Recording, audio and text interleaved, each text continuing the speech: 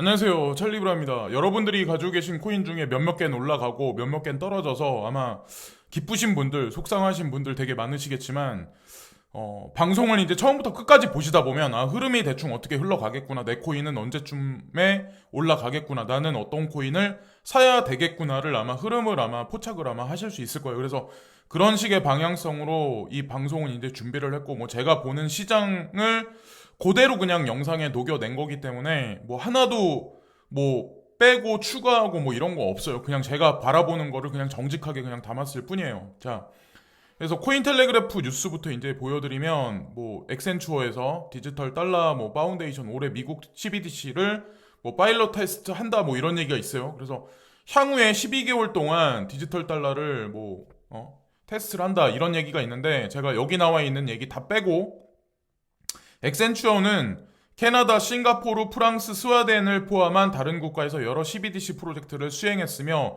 이미 파일럿의 첫 단계를 완료를 했습니다. 제가 이 뉴스를 보여드리는 이유는, 또 이렇게 뭐 생각하시는 분이 분명히 있을 거예요.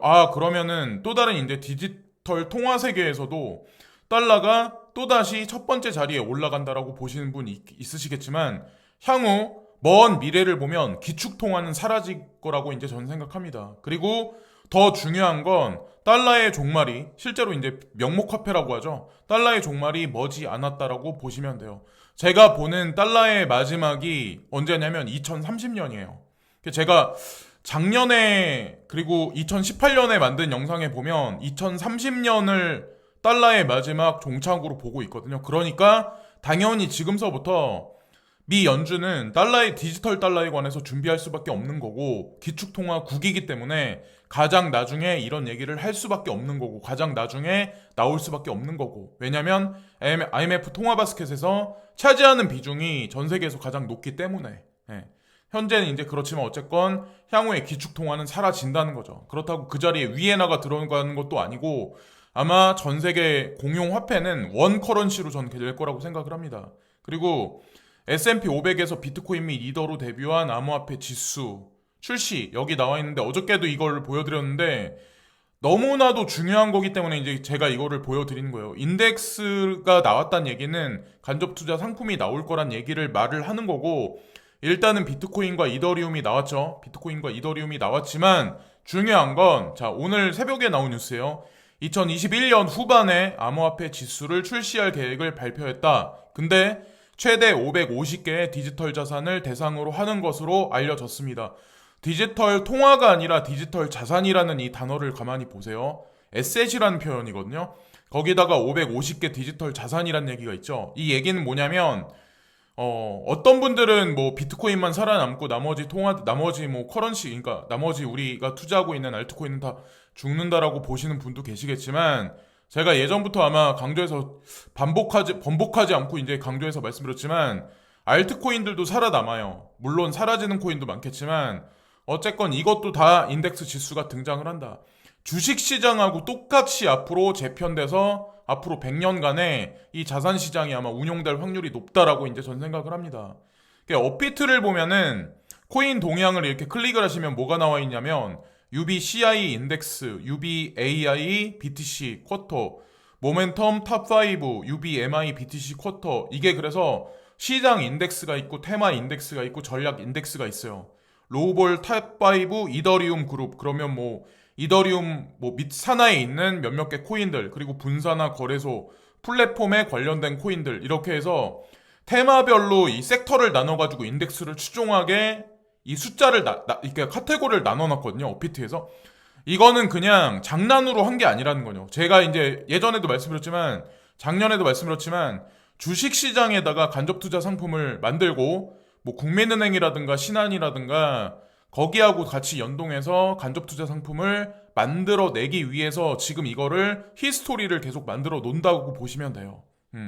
그래서 어쨌건 뭐 한국 시장에서는 뭐 한국에서 정치권에서 뭐 제도권 수용이다 어쩌다 저쩌다 말이 많지만, 어쨌건 이 얘기는, 스트림은 이미 방향성은 정해진 거예요. 불안해하실 필요가 전혀 없어요. 저한테 어저께 누가 댓글을 달았는데, 이렇게 목소리 크게 되게 자신감 있게 얘기를 하는데, 2018년과 같은 하락 폭락장이, 대폭락장이 와서 이 시장 사라지면 누가 책임질 거냐고 저한테 물어보시더라고요. 근데 제가 거기다 대고 그분한테 뭐라고 말씀드리겠어요.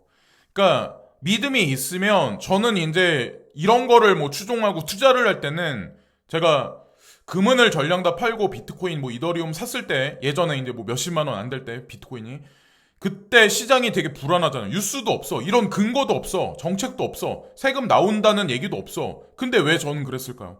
저는 저 나름대로 확신이 있었고 이런 논거와 근거 자료가 있었기 때문에 이제 전 그랬었던 거예요. 지금은 자료가 되게 많이 나오잖아요. 하다못해 다국적 기업들도 계속해서 뭐 자산을 비트코인을 뭐 매집한다. 그레이스케일 자산 운용사도 있고 업비트도 있고 뭐 여러 가지 것들이 지금 다 움직이잖아요. 시간이 흐르면 흘러서 일반 대중들이 퍼즐의 명확성이 점점 명확해지면 질수록 가격은 지금 가격에서 더 많이 올라가기 시작을 할 거예요. 예, 나중 되면.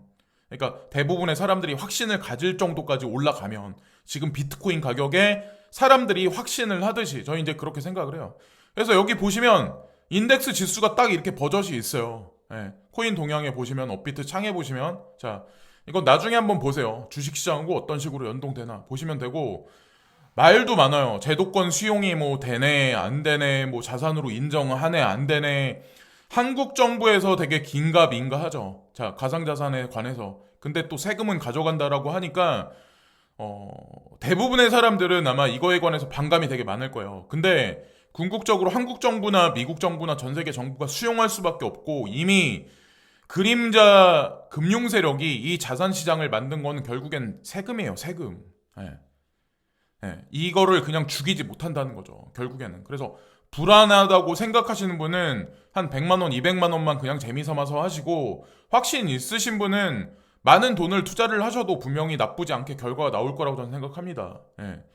디지털 유로의 프라이버시 약속은 중앙 집중식이 시스템이 될 가치가 없다고 오아시스 임원은 말한다. 그래서 디지털 유로와 관련하여 프라이버시 개념의 립 서비스를 제공하고 있을 것이라고 믿고 있다. 그래서 뭐 CBDC는 이제 디지털 유로하고 관련한 게 아니라 디지털 달러든가 아니면 한국에서도 마찬가지로 뭐 디지털 뭐 원화를 만약에 출시한다면 프라이버시가 되게 중요한 요소로 등장한다는 얘기가 이게 패러다임으로 아마 될 확률이 높은 게 2021년이라는 얘기를 베리 실버트가 그 예전에 이제 올해 1월 달인가 2월 달 트윗에 아마 남긴 적이 있었을 건데 시세 진폭이 개인들이 생각하는 것보다 많이 안 올라가니까 아마 힘드신 분들이 아마 되게 많을 거예요. 참고로 이제 저는 지캐시도 있고 호라이젠도 있는데 뭐 물론 그레이스케일 자산 운용사에 있는 그런 코인이니까 호라이젠은 특히나 위아래로 흔드는 게 지금은 애들 장난도 안 돼요. 10달러, 20달러, 뭐 30달러? 이거 흔드는 거 애들 장난도 안 돼요. 왜 제가 그런 말씀 드리냐면 제가 호라이젠 같은 경우는 젠캐시부터 지금까지 계속 홀딩을 하고 있거든요. 진짜 엄청 오래전부터 한 몇 년 된 것 같은데 근데 그때는 한 번 40% 50% 올리면 한 2, 3일 있다가 한 4, 50% 또다시 하락시키고 이거를 계속 반복해서 되게 힘들게 만든 코인 중에 대표적인 게 이거예요. 호라이젠이에요. 그래서 소액 개인 투자자들 있죠. 소액 개인 투자자들 중에 제가 말하는 코린이라는 사람들 있죠. 한 2년 정도, 2년 이내로 되는 투자자들. 그분들 같은 경우는 호라이젠 코인 갖고 있기가 되게 많이 쉽진 않을 거예요. 근데 그 결과는 반드시 나와요. 제가 그 결과는 반드시 나와요. 호라이젠 코인이든 지캐시든.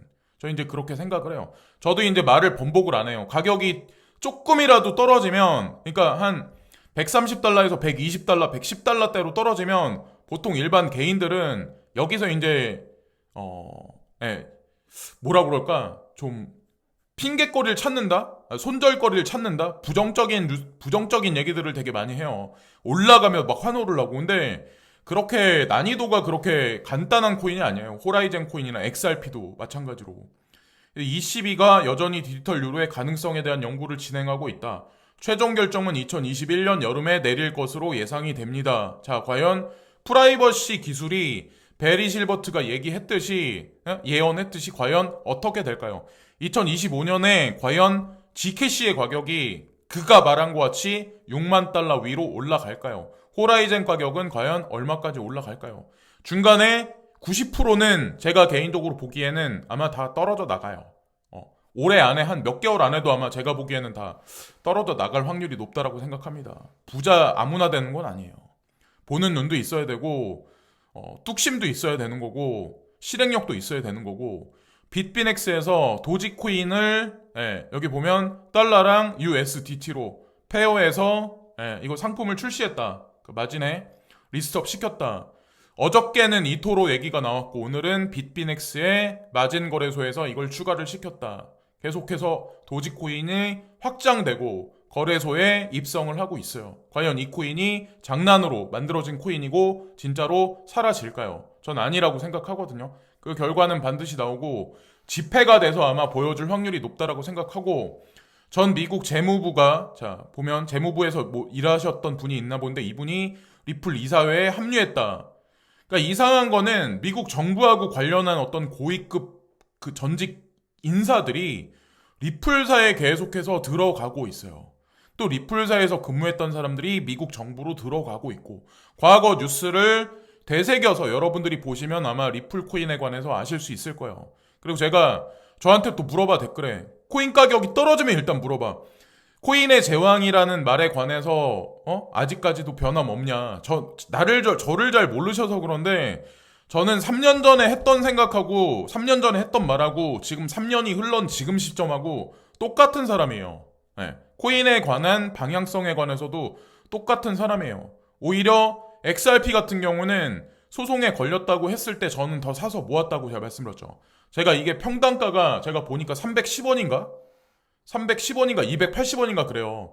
평단이 낮다 그게 중요한 게 아니라 어쨌건 이거를 제가 뭐 2,000원에 가 있든 500원에 가 있든 그건 저한테 중요한 게 아니라고 제가 항상 반복해서 말씀드리잖아요. 그리고 난이도가 높은 코인들이 있어. 개인들이 투자하기에 난이도가 되게 높다는 의미는 심리적으로 가지고 있기에 되게 힘든 코인들 진짜 대표적인 게 뭐냐면 난이도가 높은 것 중에 XRP예요. XRP는 웬만한 사람들은 가지고 있기 되게 쉽지 않아요. 특히나 근거 있는 자료를 내가 많이 분석을 해서 공부가 안 된 사람들은 이 코인은 절대 투자하면 안 돼요. 예. 싸다고 사는 코인이 아니에요. 싸다고 이걸 믿음으로 사는 코인은 절대 아니다. 분석이 확실할 때만 사시고 S&P 500 지수 인덱스가 주식시장에 들어갔다. 이 의미를 보시고 나스닥에서 예전에 디지털 커런시 그룹의 오너이다. 코인베이스가 주식시장에 상장됐다.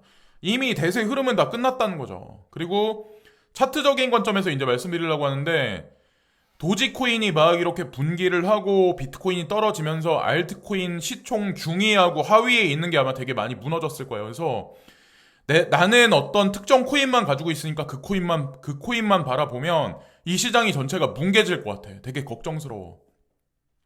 근데 WRX 코인인가? 이게 제가 보니까 2달러 30센트까지 떨어졌더라고요. 그냥 매수 관점이에요. 3달러 밑에는 무조건 매수예요.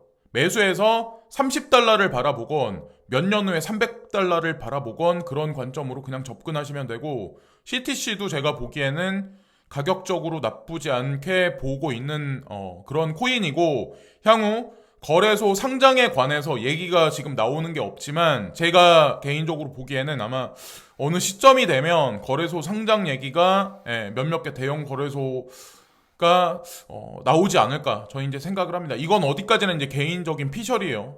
그건 개인적인 생각이고 네오코인은 제가 사서 모아야 된다라고 제가 계속 말씀드렸는데 도지코인이 빨아먹으면서 지금 살짝 떨어졌죠. 어쨌건 그냥 끝까지 밀어붙이시고 네오를 못 가진 사람은 온톨로지를 2,200원에 매수를 해보시면 제가 보기엔 향후에 나쁘지 않다라고 제가 말씀드렸죠. 그래서 그런 관점으로 접근을 하시면 되고 비트코인이 조정 장세 아마 이번 달에는 지속적으로 있을 가능성이 전 높다라고 생각을 해요. 그래서 예를 들어서 도지코인에서 어느 정도 수익이 나신 분들 그리고 뭐 그러신 분들 같은 경우는 제가 개인적으로 보기엔 이더리움에서도 그렇고 마찬가지로 야금야금 비트코인으로 이번 달 중순까지는 조금 빼두시는 것도 제가 보기에는 나쁘지 않다라고 생각합니다.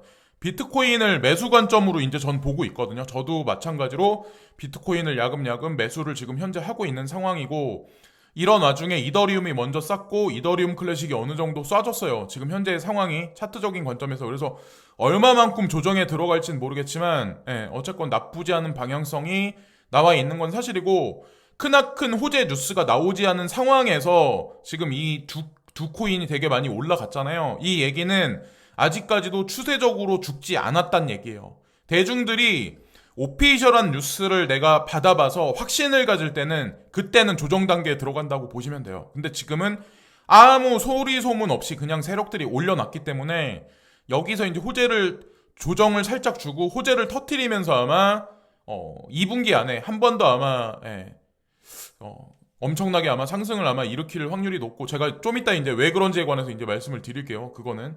그리고 라이트코인이 차트적인 관점에서 시세 분출을 했고 체인링크도 제가 홀딩해야 된다라고 말씀을 드렸었죠. 어저께 이제 강조해서 말씀드렸던 게 링크하고 아마 라이트코인을 말씀을 드렸었을 거예요. 어쨌건 나쁘지 않게 흘러갔었고 자 그리고 지금 선에서는 만약에 지금 제가 아까 방송 녹음 전에는 안 봤는데 마나코인도 그냥 찔끔찔끔 계속 매수하기 나쁘지 않거든요. 스텔라 루멘도 마찬가지고 나머지 코인들도 다 마찬가지고 그런 관점으로 보시면 되고 GNT, 시빅도 엄청나게 급락했을 때 시총 하위에 있는 코인들이 막 바닥을 박박 길 때 요 두 코인은 나쁘지 않아요. 왜냐면 디지털 커런시 그룹에서 투자를 해놨던 코인들이기 때문에 저도 이제 말씀을 드렸던 거예요. 시빅하고 GNT라고 써놨는데 GLM이죠.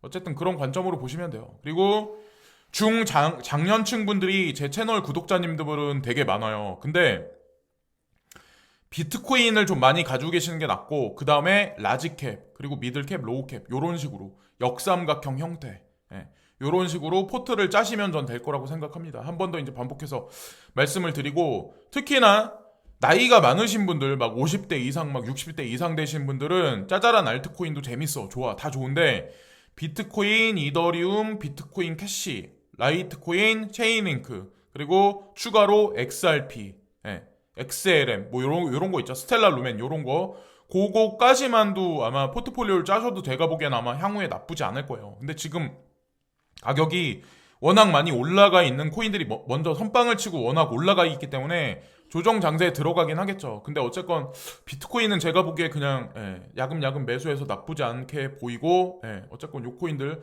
안정적으로 그냥 끌고 가시면 된다라고 생각을 합니다. 현재의 장세가 뭐 그냥 제가 그렇다고 나쁘지 않다라고 말씀드린 이유가 이게 만약에 전체가 진한 녹색이었다면 와 이거 진짜 큰일인데? 이거 며칠간 안에 큰 하락장이 오겠는데 근데 저는 목요일을 어저께를 보고 예측을 했었는데 이게 조금 더 빨리 왔죠.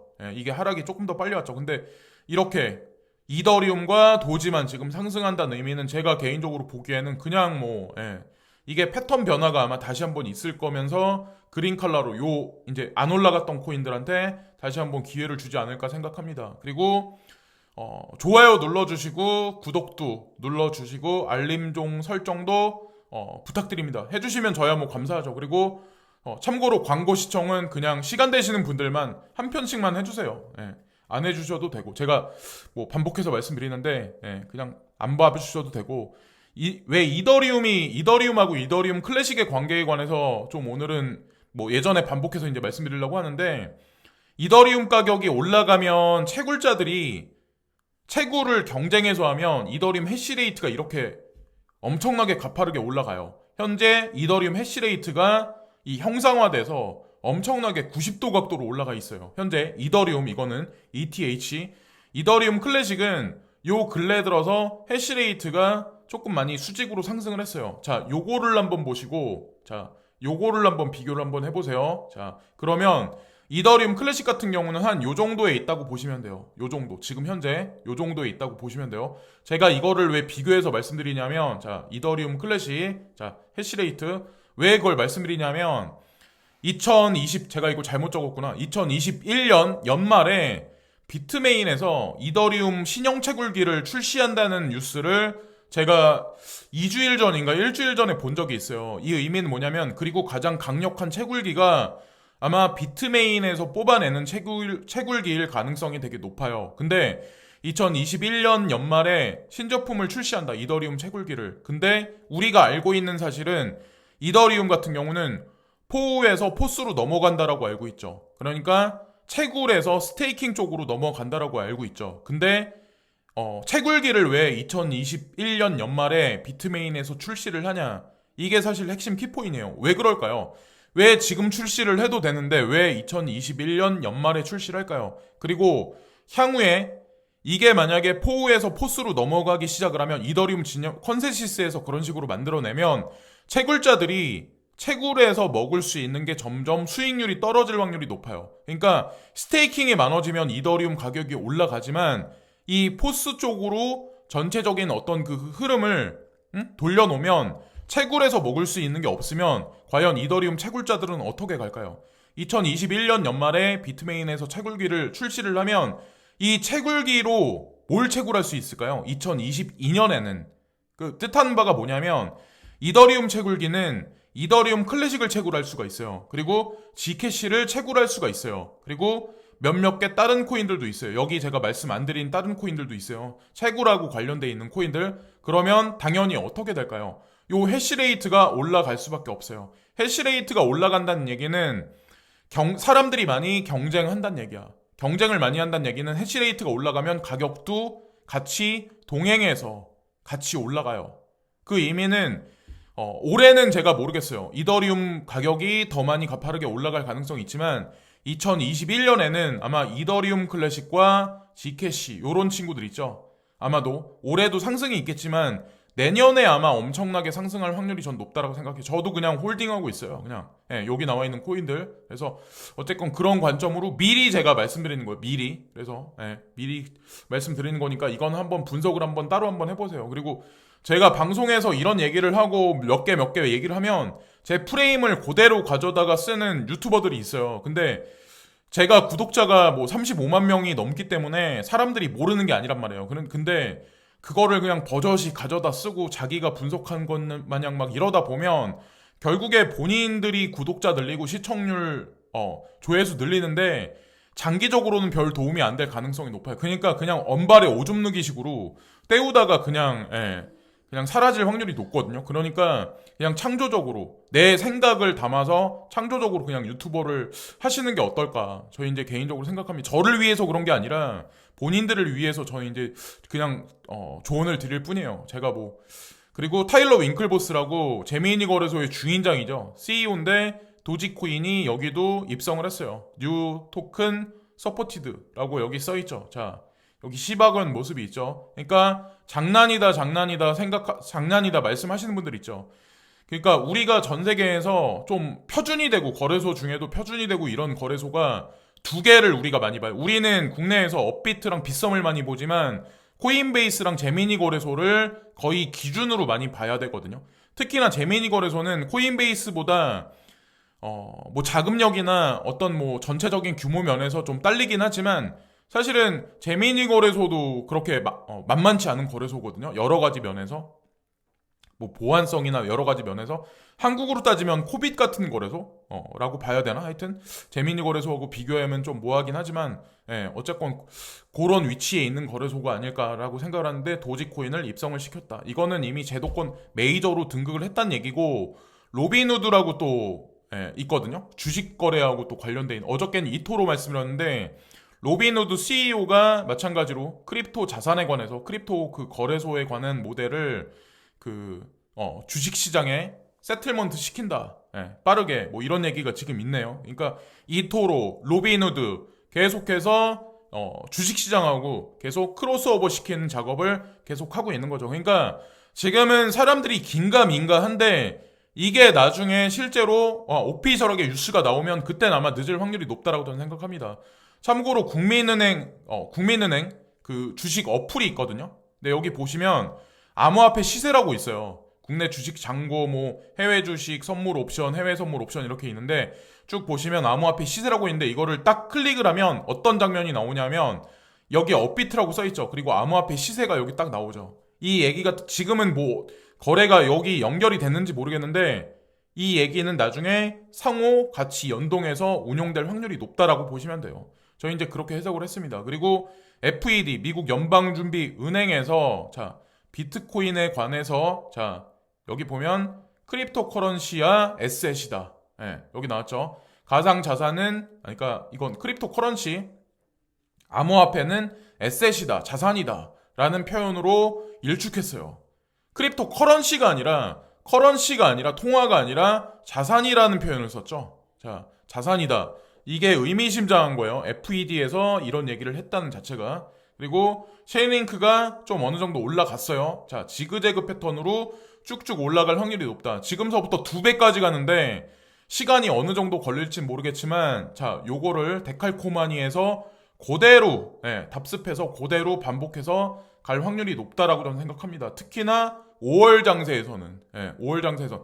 체인링크를, 저도 이제 강조해서 뭐 그레이스케일 자산 운용사가 가지고 있기 때문에라고 하면서 말씀을 많이 드렸었죠. 그리고 사서 모아야 된다라고 말씀드렸는데, 어쨌건, 쭉 지켜보세요. 쭉 지켜보시고, 다른 코인들도 마찬가지로 요 패턴으로 아마 올라갈 확률이 높아요. 체인링크가 여기 갔다면 지금 다른 코인들은 한 요쯤에 있을 가능성이 높기 때문에 여기서 패닉하고 좌절하지 마시고 상승 장중에 내가 가진 코인은 그냥 조정이다 라고 보시면 전 될 거라고 생각합니다. 자, 끝으로 제가 한 가지 말씀드리려고 하는데, 내가 지금 뭐 팬데믹 사태 때문에 자영업 하시는 분들 아니면 뭐 직장에서 잘릴 위기에 있으신 분들 되게 많을 거예요. 저도 그렇게 했었고 그렇게 생활을 했었던 사람이고, 근데 제가 뭐 40대 중반이에요. 저 나이 아시는 분은 아마 있으시겠지만, 근데 제가 예전에 직장 생활을 하면서 법인카드로, 그렇다고 뭐 제가 남의 법인카드 갖다 막 쓰고 돌아다닌 건 아니고, 제가 어디를 이렇게 갔는데 거기 상사분이 법인카드를 막 자유롭게 쓰실 수 있는 직위가 있으신 분이 있어요. 해외는 이제 그런 거에 관해서 좀 특화되게 좀 약간 좀 해주는 게 있거든요. 그래서 그 법인카드로 주말마다 제가 그 힐튼 호텔에 가서 이런 뭐 진수성찬?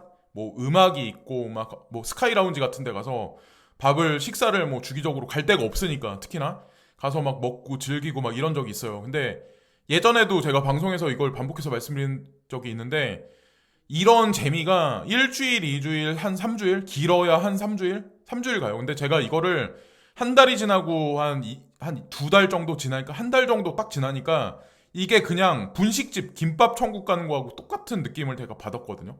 그러니까 말도 안 된다라고 생각하실 분 있겠지만, 사람이 계속 이게 처음에는 와 이러는데 익숙해지다 보면 사람이 그렇게 느껴져요. 그래서 뭐 잘났다 이런 걸 말씀드리는 게 아니라, 이렇게 하다가 어느 날 집에서 제가 이제 한국에 와서 요렇게 제가 밥을 먹어요. 보통 우리 밥을 그냥 이렇게 먹잖아요. 뭐 고추장에 비벼서 먹거나 뭐 계란후라이에 밥을 먹거나 뭐 반찬으로 밥을 먹거나 이러잖아요. 근데 이거랑 집에서 이렇게 밥을 먹는 거랑 이렇게 밥을 먹었던 거랑 똑같다는 거예요. 제가 이거 말씀드리면 말도 안 된다라고 보실 분 있겠지만 똑같아요. 제가 사람 인생이라는 게 한 끗 차이라고 저는 생각하거든요. 돈 있는 사람, 돈 없는 사람. 근데 중요한 건 뭐냐면, 저도 마찬가지야. 저는 누가 예전에 이제 댓글 달았는데 30대, 그러니까 29살, 30대, 30살까지 이거에도 안 되고 저거에도 안 되고 실패를 계속 했었다. 내 인생 왜 안 풀린지 모르겠다라고 누가 쓰셨어요. 근데 저는 40살까지 그랬어요. 40살까지. 그러니까 제가 제 개인적으로 판단하기에 되는 일이 아무것도 없어. 근데 40살 정도 딱 지나니까 그때서부터 인생이 좀 풀리더라고요. 근데 가장 중요한 건, 초년이나 중년기에 그러니까 초년이나 그 청년기에 좀 잘 나가셨던 분들은 노년기 되면 또 안 풀리는 사람이 있고, 이상한 거는 초년이나 중년기에 고생을 많이 한 사람은 그러니까 장년기하고 노년기에 또 잘 되는 사람들이 있더라고요. 근데 저는 인생에 있어서 되게 중요한 게, 나이가 좀 어느 정도 들어서, 이제 뭐, 나이가 계속 노화하면서, 그러면서는 조금 더 자산이 있는 게 더 중요하다고 생각하거든요. 그러니까 나이가 있을수록 돈이 자기가 가진 게 어느 정도 있어야 된다라고 저는 생각하거든요. 그렇게 또 팔자가 풀려가는 게 더 좋은 인생이라고 저 이제 생각을 하거든요. 근데 여러분도 똑같아. 가상자산 시장이 지금 뭐 내가 근거 없이 막 이렇게 여러분들이 이제 느끼시기에 그럴 수도 있는데, 이게 어떻게 보면 우리 같은 그냥 흙수저 인생, 그냥 서민들한테 또 하나의 기회일 수도 있어요. 근데 단 중요한 건, 제가 말씀드렸던 코인 안에서, 카테고리 안에서 웬만하시면 야금야금 매수를 하셔도 그렇고 그렇게 하시는 게 제가 보기엔 좋을 거라고 생각해요. 제가 말씀드린 코인들이 있죠. 포트폴리오 상에서 다 이미 시장에서 검증받은 코인들이에요.